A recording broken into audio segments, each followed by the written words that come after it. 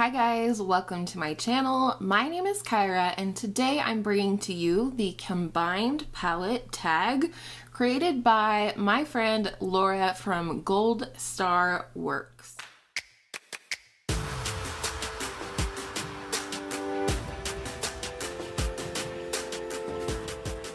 Quickly, if you're new to my channel, I want to welcome you. I hope you enjoyed this video and I hope you consider subscribing before you leave.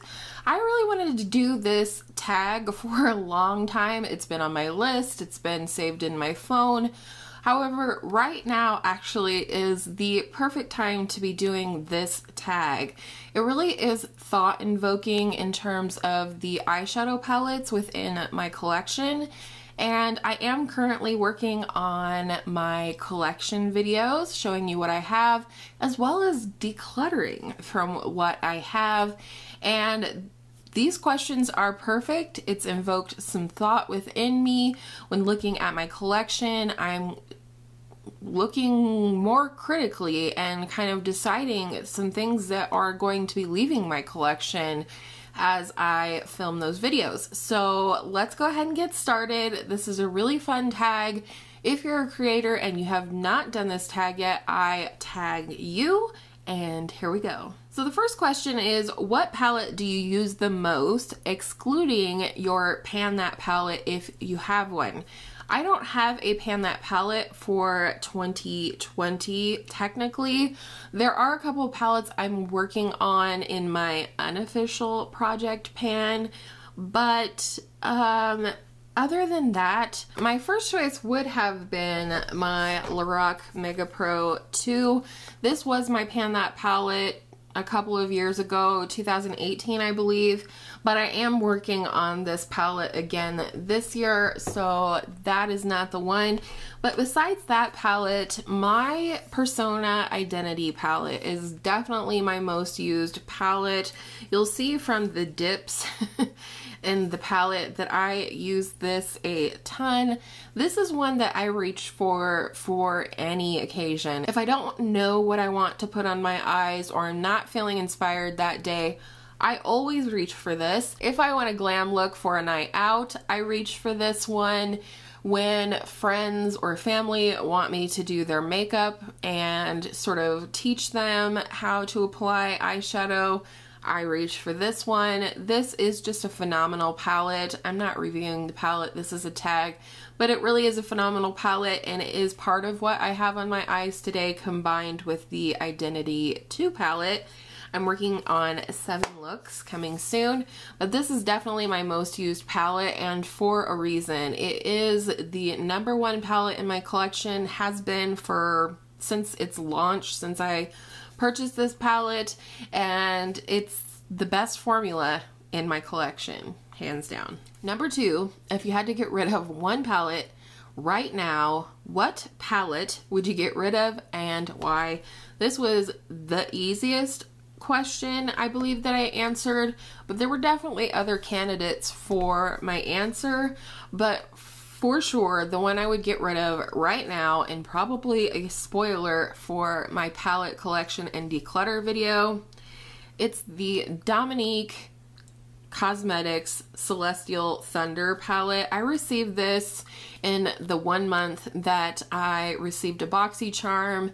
I wanted to try BoxyCharm again, mostly because of the free gift that they were offering, and then that didn't pan out. It wasn't a great month of BoxyCharm, but I did receive this palette and I still have yet to put it on my eyes. And the reason being is I don't feel inspired when I look at this. These are all colors I would wear on my eyes, but together I don't like the color story. I think the formula is just okay for me. There's definitely micro glitter in these 3 shimmer shades up here, and that's not really my jam. Sometimes I want glitter, but I am more of an intentional glitter, not a it just happens to have glitter in it type of girl. So I'm like 99.999% sure that this is going to go in my palette collection and declutter video. it's fine. I think I would like this if it was maybe more neutral. I definitely had my eyeballs on the Latte 2 palette. I realize now that I don't need it, but I'm not into this palette. I would be more than happy to let this go today, to be honest. But I am going to save it for my palette collection video. Number 3 might be a familiar story if you've been around on my channel for a little while. It is, do you have a deep emotional attachment to any palette in particular? Which one and why? I don't know that I'd call it a deep emotional attachment. I'm deeply and emotionally attached to my pets and my family, but I am relatively attached to this palette. Even though I don't use it a whole ton anymore, I do reach into it from time to time, but it is the emotional attachment that keeps it in my collection. It is my Too Faced Sweet Peach palette, and the reason, I mean, if you've been on the moon for a while, this is what it looks like. And mine has a fair amount of usage. It does still smell like peaches, which is lovely. But I think the main reason why I'm attached to this palette is how it came to be mine. First of all, this was my very first high-end eyeshadow palette. Not to mention, really my first eyeshadow palette. Prior to this, prior to my Journey in Beauty, prior to my YouTube channel, the makeup I had came from the drugstore, and not only that, it was usually something that I found at Walgreens for like 99 cents. So this was very exciting for me. I remember the launch, or when I saw it on YouTube, and I was really excited about it. I just liked the colors, and I still like the colors. That is not the issue. The issue now is that I have too many damn palettes. But I remember the day even that I got this, my husband was in between 2 jobs, and he very sweetly ran me over to Ulta just so I could grab this. I had called the store, they had one left in stock, so it was like a race against time and other beauty influencers, or enthusiasts rather. And I got this palette. I immediately came home. I was on my way to take my daughter to dance, but I was also going to be meeting up with my bestie for a couple of drinks while my daughter was at dance. I brought this with me to show to my bestie because I was so excited about this palette. It was the most I had ever spent on any beauty product at that point, let alone a palette, and so it just holds a special place in my heart. It was a very exciting day for me. It was very sweet of my husband to make sure that I got this in my hot little hands, and I love it. I don't think I'll ever get rid of it. Even when it goes bad, I'll probably just keep it. The silly things we do with our makeup. Number 4, which palette was the biggest surprise to you? Was it better or worse than what you expected? So the palette that really honestly surprised me the most was this e.l.f. The New Classics 18 pan palette. If you've been around for a while, you know I have raved on this. This is not my original palette. I ended up giving that one away to my stepmother because she wanted to learn a little bit about makeup, and I find that this is so user and beginner friendly. So this one actually surprised me so much. I had purchased a few of those little longer e.l.f. palettes during my beginning of my journey in beauty, and really was like highly unimpressed with the formula personally. And so, but I took a gamble on this. This was a new product, a new sort of thing from e.l.f., but they're relatively affordable, and I liked this color story. I liked that it has warm and cool tones, shimmers, lights, darks, the whole shebang, and I was super pleasantly surprised. This is a really beautiful palette. I love both the formulas of the mattes and the shimmers and the metallics, and I love it so much that I purchased a second one when I gave the first one away. Number 5, do you have a palette you never reach for, and if so, why? I do. And again, this is one that's probably going to go during my collection and declutter video. That's why this is like perfect timing for this tag for me, because like I said, it really is getting me thinking about my palettes and preparing myself to let go of some of them. And it is the MAC and Patrick Star Stay With Me quad. And the reason I never reach for this is the color story. First of all, I felt like this little navy blue was very patchy. I didn't like the way that it blended. This is like a satin purpley shade. I mean, these three, the quality and the formula is fine. I've held on to it for so long because I got this entire collection for Mother's Day. I love the blush that came with it, and I do like the lipstick that came with this as well. But the other thing is, I just feel like this is a one-trick pony. I feel like whatever I do with this, it always looks pretty damn similar, and it's just not my jam. Probably these two pinks are more my jam than anything, but overall, I never reach for this. And it's really time to find someone who will, because it is a nice little quad and it is of good quality. It's just not for me. Number 6 was very easy for me, and it is, which palette was your biggest waste of money?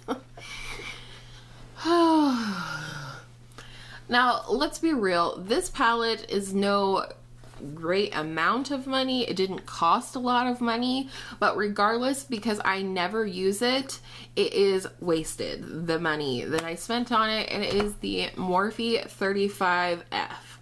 Now, I like this palette. That's why it's still in my collection. However, I don't ever reach for it. The reason I picked this up is I love that it had like all the neutrals in a matte formula that you might want, and then the entire rest of the palette is shimmer. And at the time that I purchased this palette, I had less than 10 palettes for sure, like probably less than 6 even. And I thought, damn, I love shimmers. These are all the shimmers that I could ever want, and yet I never wear this. Part of it, I think, is, you know, you do have some lighter tones down here, but the rest of these sort of fall in the mid-tone to the deeper tones. And so I feel like even though there is quite a bit of variety in here, and I've swatched this out many times, these shades, while some of them look very similar, they are all different. But when I put them on the eyes, because they all fall in that medium to darker tone, they all look pretty similar, and you can't really tell, like, you know, where I put a purple on my eyes. It's still, you know, it's not a popping purple, so to speak. So ultimately, this was ultimately this was a waste of money because it's not getting used, and it's one that I'm really gonna have to talk myself either into using it, making use of it somehow, or just letting it go to somebody. You know, this could be donated. It's very lightly used. It's very easily sanitized. But I've also considered like depotting this and just keeping my favorite shades, but then it becomes the issue of, do you just throw away the rest of the palette? I don't really have anybody in my life that has like single eyeshadows like in my immediate life without having to ship it to somebody. So I don't know. I don't know what I'm going to do with this palette. Like I said, I like the formula. I think the shadows are really nice, but it never gets used, and I'm not for sure what to do with it, to be honest. Number 7, do you have any palettes where you love all the shades? This one took me some time. I have a lot of palettes that I love, but not necessarily a lot of palettes where I love all of the shades. So there are some palettes other than this one where I do love all the shades, but I really wanted to make mention of this particular palette because it's a palette that I reach for because I love all the shades. It doesn't matter which shades I use out of this palette, I love them, and I always love the looks that I get out of this palette, and it is the ABH OG Norvina palette.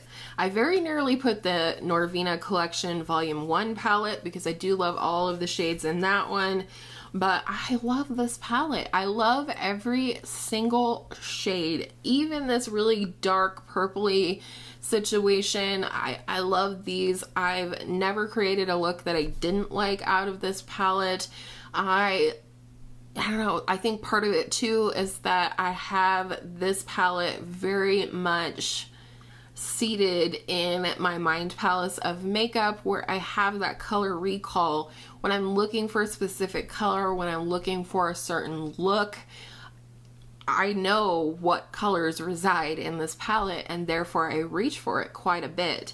The other thing I love about this palette too is that it is 100% my aesthetic. I think this is very bohemian, very hippie, if you will, though that's kind of a dated word. And it's just me, and I love this palette, and I know that a lot of you love this palette as well. Last question. This might be interesting. I haven't really thought about my answer, but here we go. Number 8. Where do you see your palette collection going in the future? Bigger or smaller, or different? How? I don't know. I guess, you know, immediately I see my palette collection getting smaller because I do want to trim the fat, so to speak. Get rid of the palettes that I'm not reaching for, that I'm having to force myself to use by way of Shop My Stash or Project Pan, so on.